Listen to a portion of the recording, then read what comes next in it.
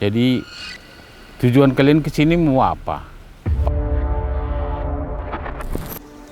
Opung ini udah umur udah lebih 100. Opung ini nggak mau dia ke perantauan karena kepinginnya di Bonapasogit. Anak koki hamoraun jauh kalau udah senang anaknya bisa hidup di perantauan, dia udah senang itu. Mana ambil 2 hari Jabu. Gue doa masuk tu Jabu. Gue doa masuk tu Jabu.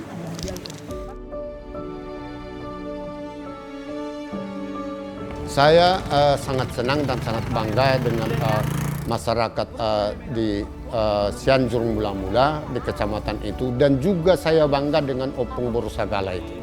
Umur yang sudah 100 tahun lebih, dia selalu tegar menerima orang bila berkunjung ke sana. Sebenarnya dia tidak menyangka itu menjadi viral, menjadi terkenal, dan dia pun sebenarnya tidak mau terkenal dengan cara seperti itu.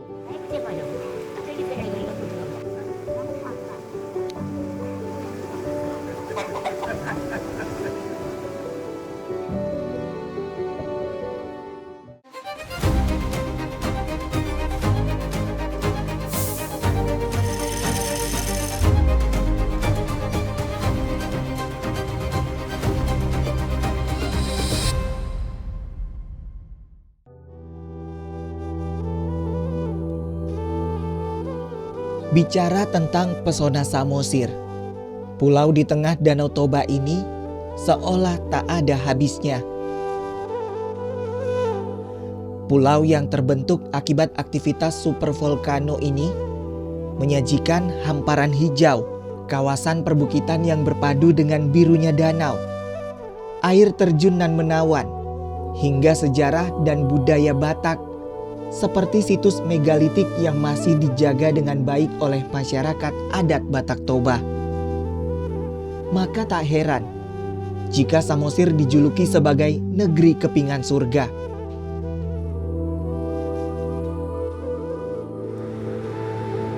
Paduan keindahan alam, sejarah, mitologi dan budaya Batak Toba akan kita dapati di Kecamatan Cianjur Mula-Mula.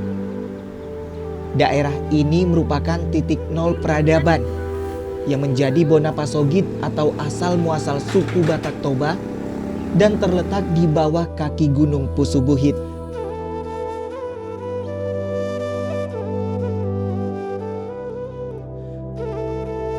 Satu jejak sejarah perjuangan suku Batak Toba dalam melawan Belanda juga masih tersisa di Desa Sarimarihit, Kecamatan Cianjur Mula-Mula Samosir.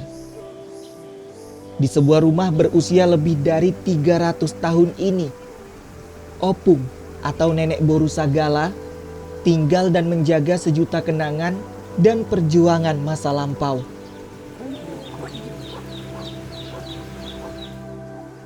Rumah ini terbuat dari tanah liat dan juga ampas padi. Opung Sagala kini berusia 107 tahun dan dijuluki sebagai orang tertua di Samosir. Meski tak lagi bisa berjalan, ia masih dapat berkomunikasi dalam bahasa Batak. Kerut di wajahnya pun masih menggambarkan semangat dan kekuatan seorang perempuan Batak Toba.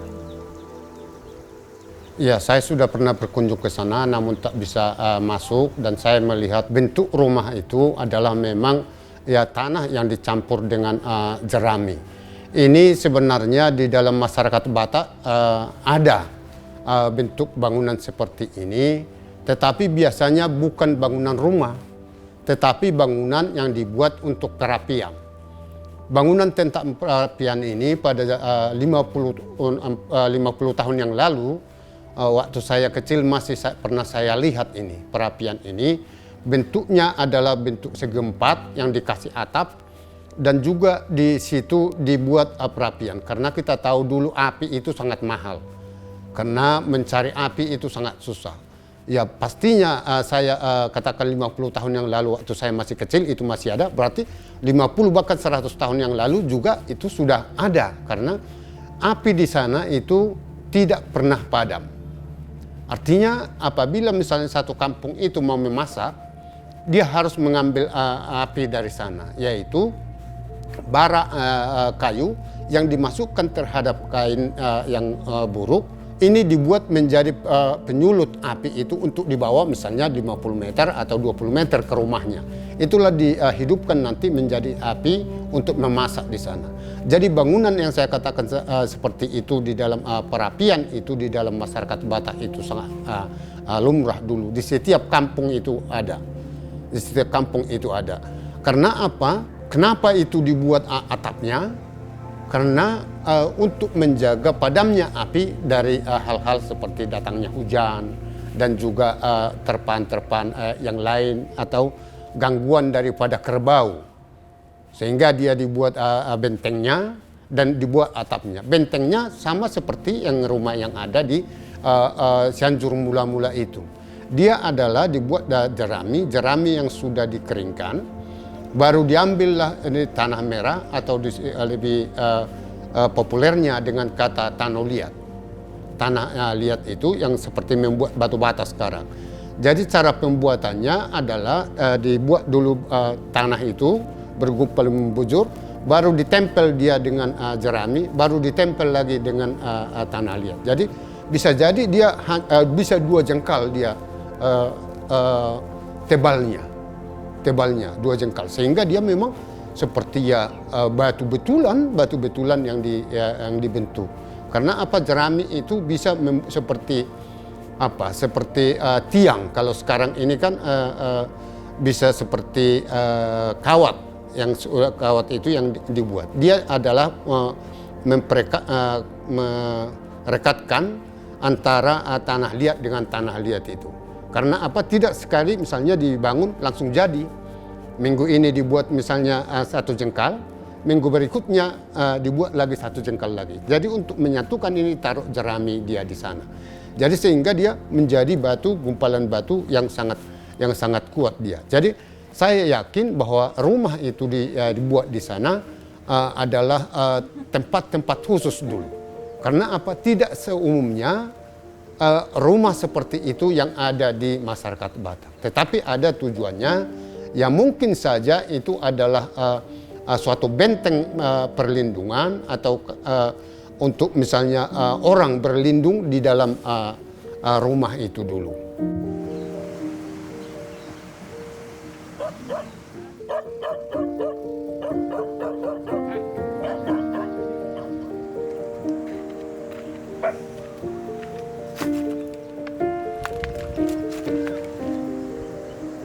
Osden Sinabang adalah kerabat Opung Boru Sagala yang tinggal di samping rumah unik ini. Sehari-hari, ia juga membantu para pengunjung yang datang untuk berkomunikasi dengan Opung Sagala. Iya, jadi ini Opung ini udah umur udah lebih 100 umurnya. Anaknya di perantauan. Jadi Opung ini nggak mau dia ke perantauan karena kepinginnya di Bonapasogit, biar senang dia untuk di tanahnya sendiri. Dia nggak mau menyusahkan anak-anaknya. Lebih bagus dia anaknya datang ke sini pada masa-masa Lebaran. Meskipun anak cucu memberi perhatian padanya, Opung Boru Sagala memilih untuk tetap tinggal di rumah yang terbuat dari tanah liat dan ampas padi. Di samping karena sejuta kenangan yang ia terus hidupkan, keputusan untuk hidup sendiri ini juga menggambarkan prinsip kemandirian dan kekuatan seorang perempuan Batak. Enggak, perhatian aja. Cuman ya gitu. Gitu memang. Orang tua yang dulu sifat orang tua nggak mau menyusahkan anaknya, biar bahagia. Tujuan Opung ini, biarlah aku menderita asal bahagia anakku. Itu cita-citanya. Sebenarnya anak kokido hamoraun dia. Itu prinsip Opung itu. Anak koki hamoraun dia kalau udah senang anaknya bisa hidup di perantauan, ya dia udah senang. Itu. Bagaimana seseorang itu bahagiakah dia di tempatnya atau tidak bahagia. Bisa saya katakan misalnya seorang orang tua itu, orang tua saya di kampung tidak suka dengan menggunakan AC ini tidak suka. Begitu dia AC ini dihidupkan, dia pergi keluar.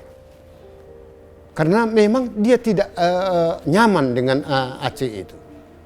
Tetapi dia lebih nyaman di luar, di bawah pohon mangga berkipas-kipas sambil tertidur di sana. Ketimbang tertidur dia dengan menggunakan AC. Begitu juga dengan Opung Boru Sagala ini. Mungkin dia lebih nyaman dan lebih enak hidup di situ, di rumah tanah itu, daripada dia dipindahkan ke hotel.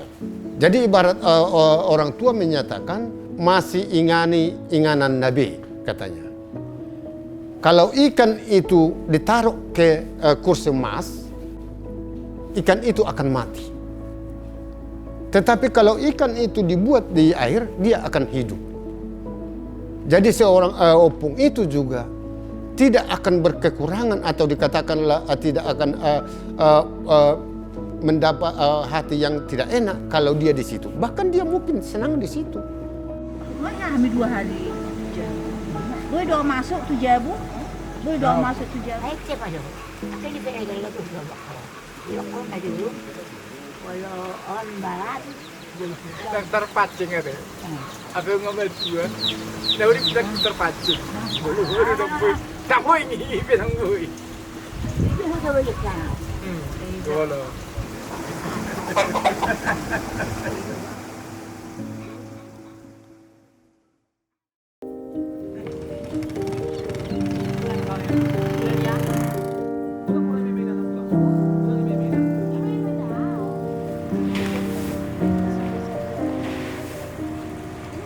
Ya, saya sangat senang dan sangat bangga dengan masyarakat di Cianjur mula-mula di kecamatan itu, dan juga saya bangga dengan Opung Boru Sagala itu. Umur yang sudah 100 tahun lebih, dia selalu tegar menerima orang bila berkunjung ke sana. Sebenarnya dia tidak menyangka itu menjadi viral, menjadi terkenal, dan dia pun sebenarnya tidak mau terkenal dengan cara seperti itu. Karena apa? Dia dalam hidupnya seorang orang tua itu ya menjalani biasa saja. Karena udah lama dia tempati itu, baru akhir-akhir ini menjadi viral di sana. Saya bangga dengan apa? Bahwa masyarakat di sana mempertahankan itu. Dan juga masyarakat di sana tidak menganggap itu suatu bentuk yang magic. Sehingga mungkin masyarakat bisa menyatakan, itu maaf kata itu tidak baik, itu kita robohkan itu, atau tidak pantas itu lagi seperti itu sekarang. Kalau pandangan seperti itu ada di dalam masyarakat ini yang menjadi peninggalan kita katakanlah menjadi situs dia di sana nanti, peninggalan seperti itu menjadi membuat rusak atau hilang budaya kita itu.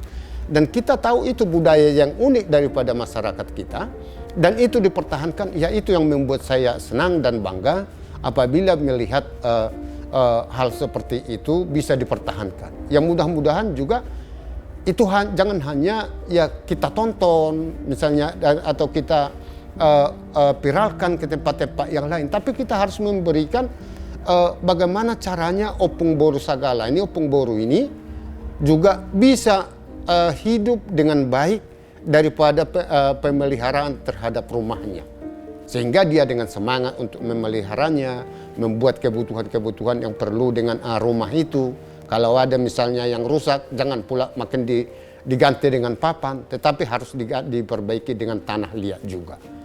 Ini yang harus kita banggakan daripada budaya yang ada di Samosir itu.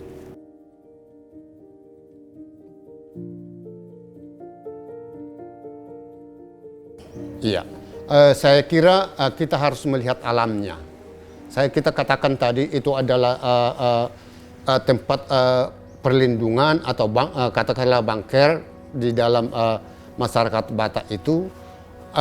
Di sana itu adalah lumrah dibuat seperti itu, menjaga saya katakan tadi. Tetapi kalau kita misalnya melihat misalnya bagaimana itu dibuat menjadi rumah, diubah dia menjadi rumah dengan keadaan sekarang, ya itu bisa kita terima karena sudah dibuat atapnya juga sekarang ini. Kalau kita katakan itu adalah bentuk rumah misalnya orang Batak, tidak cocok. Karena apa?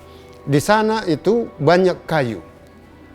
Rumah Batak itu ada yang disebut dengan eper, ada yang disebut dengan rumah sendiri, yaitu kalau dia rumah, tangganya itu dari dalam, masuk ke rumah. Ada yang disebut dengan sopo, tangganya itu dari luar, menuju ke dalam. Semuanya itu adalah pintunya itu sangat kecil. Jadi sehingga kalau kita mau masuk, harus kita masukkan kepala dulu menunduk. Katanya orang tua kita itu, kenapa itu dibuat pintunya kecil? Supaya orang yang datang itu tidak sembarangan. Karena yang dijumpai adalah seorang raja, maka dia akan menghormat kepada tuan rumah, maka dia dibuat kecil, maka kepalanya harus di luar. Jadi tidak suatu bentuk rumah seperti yang kita lihat itu yang biasa di dalam masyarakat Batak. Tetapi apa yang kita katakan tadi itu adalah menurut saya adalah benteng daripada keselamatan daripada masyarakat di masa perang, karena di sana semua batu, gunung-gunung di sana semua. Iya, rame ke sini karena lihatnya rumah ini unik.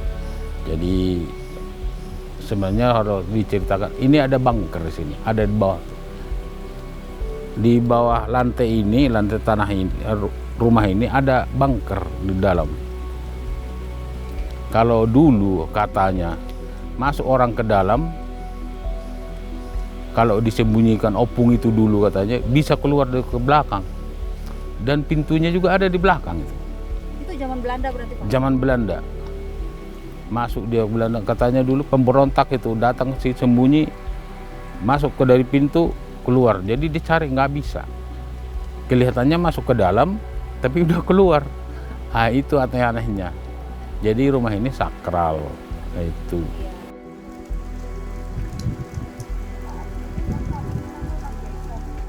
Opung ini tahu dia, ada niatnya. Kalau ada seseorang misalkan datang ke sini, ada niat jelek, ya nggak usah jahatnya, jelek dia.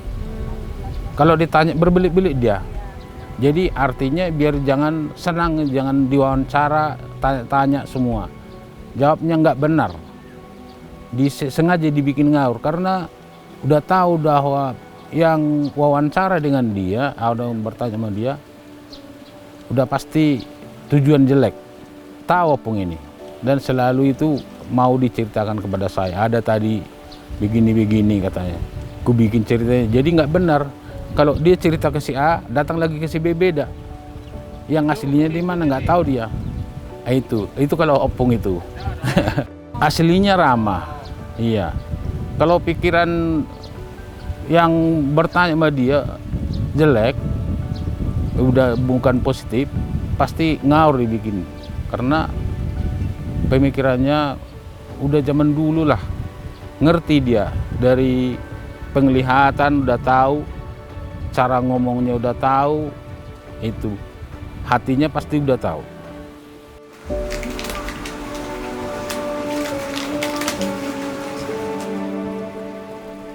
Selain memperhatikan Opung Boru Sagala, Osden Sinabang juga mengelola objek wisata air terjun Naisogok yang berada tak jauh dari rumah unik milik Opung Sagala ini. Pengunjung cukup membayar Rp7.000 untuk bisa menikmati pesona air tersembunyi ini.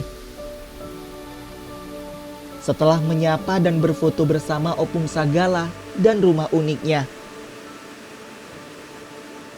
Oh, ini dibuka kira-kira tahun 2013. Saya dulu merantau.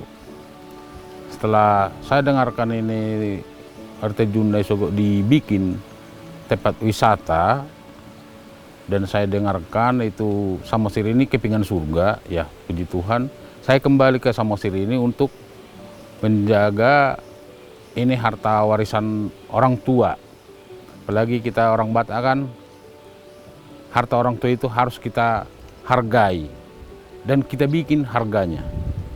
Jadi saya kembali ke sini gara-gara untuk menjaga harta warisan orang tua, gitu. Antara cinta suami istri, itu.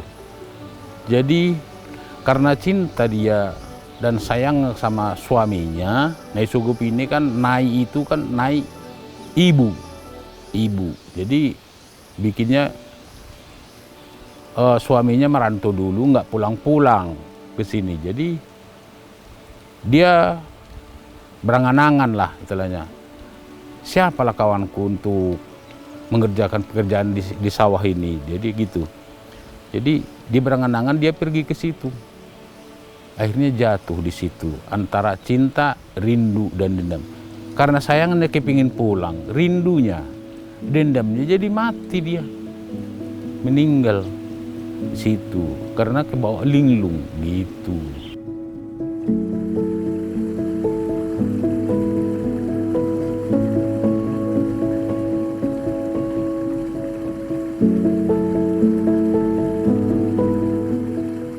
Ketinggian air itu ada 20 meter dengan bulat dia ke bawah. Jadi kalau ada semacam kolamnya, itu kolamnya kolam alami. Batu-batuannya di situ bagus, seolah tersusun rapi. Jadi kita mau mandi. Kalau mandi kita di situ, walaupun air terjunnya kena sampai kita mandi berenang, kita nggak ke bawah hanyut. Bukan seperti yang lain, ke bawah hanyut.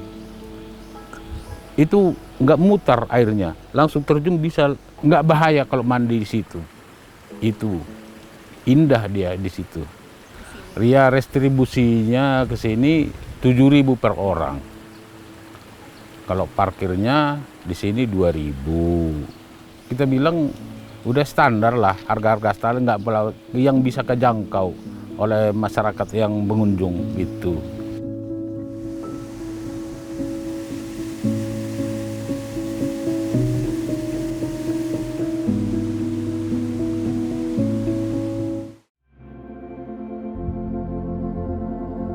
Harapan saya kepada Opung Borsagala, mudah-mudahan dengan adanya pemeliharaan terhadap rumah itu, maka wisatawan yang datang ke sana juga semakin bagus.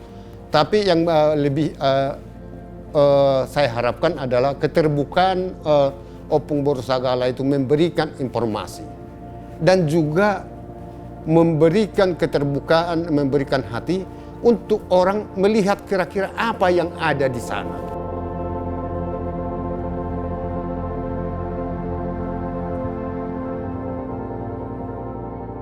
Saya pribadi memang bangga. Desa kami ini diperhatikan oleh pemerintah, terus terkhusus Kabupaten Samosir. Dan masyarakat sini juga udah berpikiran positif untuk menjaga ini tanah leluhur opung-opungnya di sini. Itu berpikiran positif semua, indah. Mudah-mudahan Samosir ini makin maju. Pemerintahannya bagus, masyarakatnya diperhatikan.